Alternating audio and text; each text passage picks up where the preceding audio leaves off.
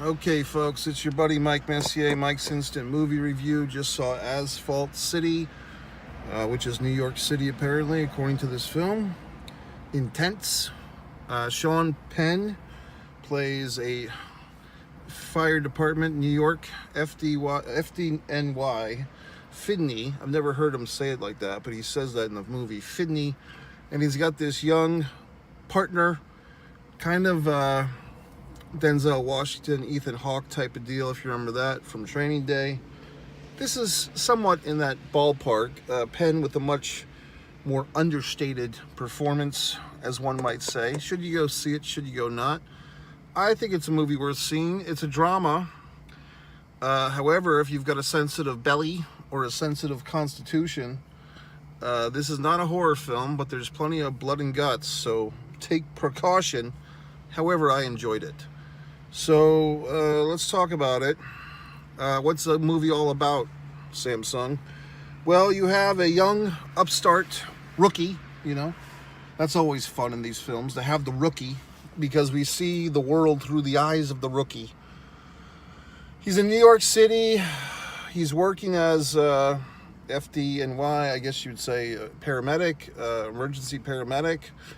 He's in the truck with the grizzled vet, Sean Penn, who I have to give him credit. He looks the same, like he's looked for 20 years, so Sean Penn's got to be 60-something, and he still looks 40-something. So hashtag whatever. But the movie was good. It's intense. It's a slice of life, a slice of a life, a slice of a career. I couldn't handle it. And so whenever I see, a profession where, man, I couldn't do that profession. I couldn't do that, or I wouldn't want to. I couldn't. I mean, not only wouldn't want to, but I couldn't. Let's face facts.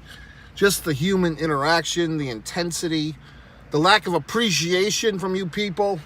I get enough of that doing YouTube. So how am I going to be a fucking emergency EMT, for crying out loud? So we go through all these phases. We see all these intense things. We kind of get to the point with this movie where there's like 3 or 4 or 5 intense situations. There's blood, there's guts, there's intrigue. And we're kind of just waiting, like, okay, eventually something's going to happen where these partners have to make a choice, or someone's going to turn on each other. Now some strangers approaching my vehicle, so I have to be quiet for a moment. I just have to be quiet.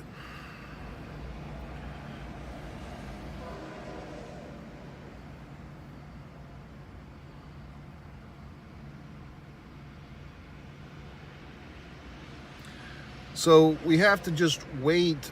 We know that something's going to happen. Like, we can't just have all these interactions with the good people of New York City. Dare I say the gangbangers, dare I say the drug addicts. We can't just help all these assholes with nothing getting in between me and my partner, right? Something's got to happen to cause a moral divide. I was waiting for it. I had to facilitate, but I made myself, I didn't want to miss the dramatic moment, because when you see movies enough, when there's like a little escape room to go out and come back, and then you're like, I can't leave now because I know that something big's going to happen, and I timed it perfectly. Okay, so what's the crisis? Spoiler.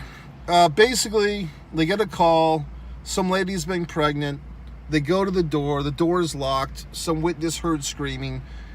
Sean Penn, the elder statesman, kicks the door in, and we see blood on the sheets, blood on the lady.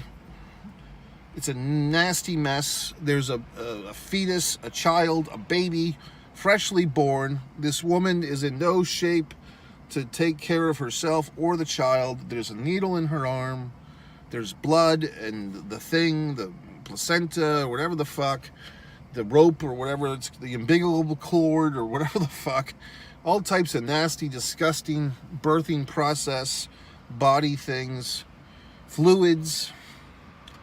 Our buddy there, Sean Penn, Radinsky, I think is the name. They call him Rand, or Ron, or Rand, or Radinsky, takes the baby to another room, this nasty restroom of some kind. And this is where our intrigue starts. So it's all about morality, playing God, perhaps. Choices. So interestingly enough, the movie at the end, I stuck around for the end credits, and they did dedicate this film to the hardworking people on the New York. I don't know if it just said New York or every, emergency medical team everywhere. But yes, because it's a film, we need some drama. Did he make a mistake? Did Radinsky not give proper care to this infant and let the infant go to die? Because this other team barges in, and because Penn's character is saying, Radinsky's saying, it's a stillborn, baby's dead. And then they take the baby, and lo and behold, the baby's fucking shaking around and stuff. Meanwhile, our young rookie has discovered from the mother of this child, this baby, that she's got AIDS, and she has not been taking the medicine to prevent the baby from getting AIDS, even though she's had it. So the picture that we're being painted, although I was wondering, how would Radinsky, if he's in the room with the child, how does he know that the mother has AIDS? Because I don't think he was there for that reveal, unless I'm coagulating the scene in my mind somehow. So Radinsky made a morality call. He played God, okay? So by the strictest level of the law, protocol, as they would say, you're supposed to just help whoever you can help and not play God. But that's what these gentlemen and women get themselves involved in, because they find themselves in these horrible situations. And Radinsky's Meryl Streep dilemma was, this baby's going to have a terrible life growing up with AIDS. So he was basically going to let this baby die. Okay? So, all these moral dilemmas, who are you to judge, all that crap. And the two gentlemen kind of get pushed against each other to testify or to give a statement. Interestingly enough, former heavyweight champion Mike Tyson, boxing, is in this movie. I don't know why all these assholes give Mike Tyson all these roles. I mean, sure, you could give Lennox Lewis, who was never convicted of rape, okay, a role, or Evander Holyfield, but everyone feels the need to give Mike Tyson all this work in film. Strange industry, assholes. But anyway, so Tyson is actually fine in the role. It's just he sticks out because, he's Mike Tyson. But he's playing like the chief or the captain or whatever the fuck. Who else?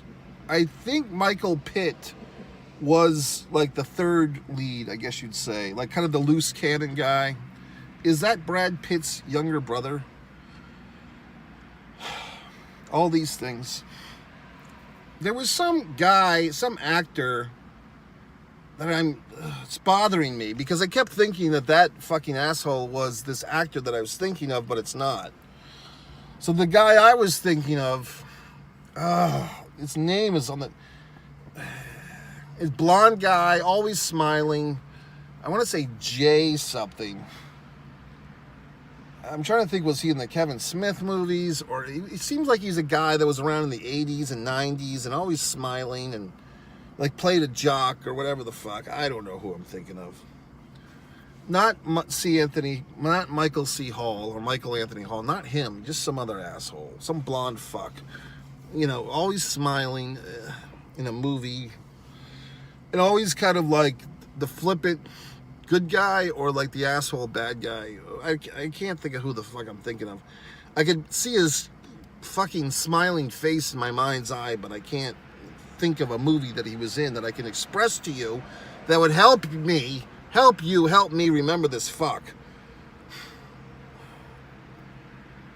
For Christ's sakes. Anyway, not Jay Moore. Why were you thinking Jay Moore? Maybe it was Jay Moore. Anyway, good movie, intense. Like I said, once you see this movie, you're not going to want to see another movie right after. It has to settle, it has to simmer in the stew that is your mind. like I said, when the movie started, I mean, I was having a little bit of Training Day flashbacks, and I felt like there was another movie that kind of was like this. Like, this is not the most unique movie. You're thrown into the grittiness of New York City. Gritty. And I think that New York City is really an interesting place. It's not a place that I particularly care to be, no offense to all my Mike Messier fans in New York City. It's just a little too intense for me. It's too much on 12, okay? I need like 6. It's just too intense. There's too many people, for Christ's sakes. I mean, look at all the lack of people where I am right now. You never get this in New York City. There's always some asshole doing some bullshit in New York City. How about that for a state motto or a city motto? I don't think I like cities that are named after the state they're in. I don't think I like that. Oh, New York City, New York. Okay. A little presumptuous. If you've ever met people from New York City, they always say shit like this. Oh, I'm from the city. Which city, asshole? Oh, there's only one city in their fucking mind. Because once you're in New York City, oh, now you're in the city. Oh, Poughkeepsie, Los Angeles, Chicago, those aren't the cities. New York City is the city. Oh, well, fine fucking how do you do? So I don't care for New York City people who think that their precious little city is the only city in the world. It might be the city that smells like rat piss, okay? But it's not the only city in the goddamn world. I don't know. It might be the city where you can play human chess with the homeless people, but it's not the only city in the world, okay? So anyway, not a big fan of New York City. I've had some good experiences there. I saw Eric Bogosian, one-man show. I saw the movie Kids in New York City. I saw a Yankees baseball game that they lost. I saw at the new stadium, MetLife, I suppose. I've seen all types of things in New York City, but like once a fucking again, it's an intense place, and I don't need that intensity in my life, okay? I mean, driving through, God. I mean, I'll drive through it. I mean, the best thing about driving through it is eventually you get to leave. You know what I mean? Not that I feel bad for the people, but I know a lot of people who love it. You know, I've always wanted to live in New York City. Okay, here you fucking go. You know, doesn't do it for me, folks. Just being honest. But Asphalt City, I mean, but at the same time, it is a cinematic place because the fuckers like me who live in other cities, not the city, we get to watch the movies and say, God, I'm glad I don't live there. If you ever saw La La Land, 7 or 8 or 9 years ago with Emma, what's her face, Emma Smith or Emma this, Emma that, the opening scene of the people stuck in traffic and they're all singing about it, that's kind of where LA is at now. So I like LA. If I had to choose, if I had my Statue of Liberty with the fucking whatever the fuck, the weights or whatever the fuck, the Lady of Justice or the Blind Lady of Choice or whatever the fuck she is, I would choose LA. Okay. However, what I do kind of like about New York City is the sports fans. I like the sports talk radio. I like the anger. I like the slice of pizzas. I like the occasional pretzel. I like the vendors. So there are things in New York City that I like. I do respect the hustle to an extent. I just feel like it's just New York City is too much of New York City. It needs to be scaled back a tinge. Just turn the knob down a little bit, okay? Dick Clark's rocking New Year's Eve. Things from Madison Square Garden. Mark Messier, New York Rangers, welcome, okay? Messier, strong. So I don't hate New York City. I just wouldn't want to live there, okay? Anyway, folks, it's your buddy Mike Messier, Asphalt City. I give it out of, shit. I might give it 3 3/4 of a star out of 5. I really did think it. I mean, I think this movie is about as well made as you can make this movie. It's just how much can you handle. Go to MikeMessier.com, scroll to the bottom. You can stand me on social. You can buy one of my books. That might be nice of you. Instead of just telling me it's how great I write books, actually buy one. Or buy some of my art or do something else.